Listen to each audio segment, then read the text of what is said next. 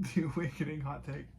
Um, this is one of my favorite books. I don't have it with me, so I just grabbed the first book off my shelf to like represent it here. Uh, but it's one of my favorite books. I love it a lot. This is my second time reading it. Uh, First time I read it was for a different class. And the thing that dominated the conversation when we talked about the book was the ending, not in a productive way, I feel like. And I think my hot take kind of comes in two parts, which are kind of unrelated. But the first part is that the ending is not ambiguous. She killed herself. It's pretty explicit. It doesn't say it. It doesn't. She doesn't sit down and write, and then she killed herself, because that's boring. But you know, we get her inner monologue as she's swimming out. She stripped down naked before she did it. She doesn't care about what people want to see of her. Um, and she's thinking about these people in her life. How could they think that they could own my body or soul? Her children, her husband, um, etc. Robert doesn't understand. He would never understand. And she goes out and she kills herself. It's not ambiguous. I don't think that's open for debate, really. And I was so shocked when I first read it for that other class, and so many people were like, when did she kill herself? Open your eyes, dog. Read the sentences. Her strength failed as she was swimming, but she kept swimming out. She never turned around.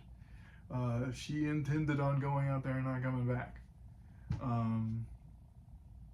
In my second part, my hot take, and I was talking with Morgan about this earlier today, is that the men are kind of fine.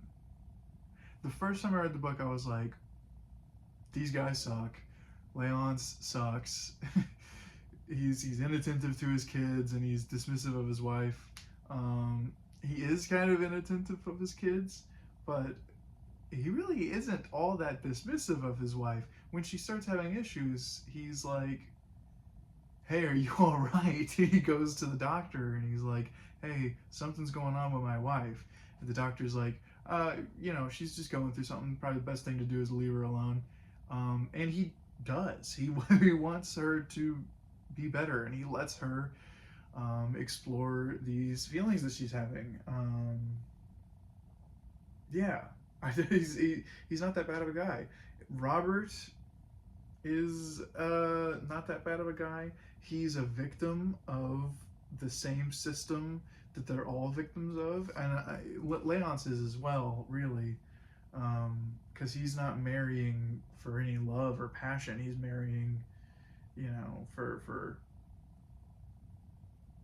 for her, really, and to be a father, I guess. Like there's not really like romantic love there. I think that they do love each other in a respectful way. Like I have a lot of reverence for this person, but there's no passion there. I'll say he's a bit more of a rude chap. Kind of is just there to get it in. But he's not like evil. None of these people are evil. They're all benefiting from the patriarchal systems that they put in place, and so they aren't questioning it and are hurting the women in their lives, and they're also hurting themselves.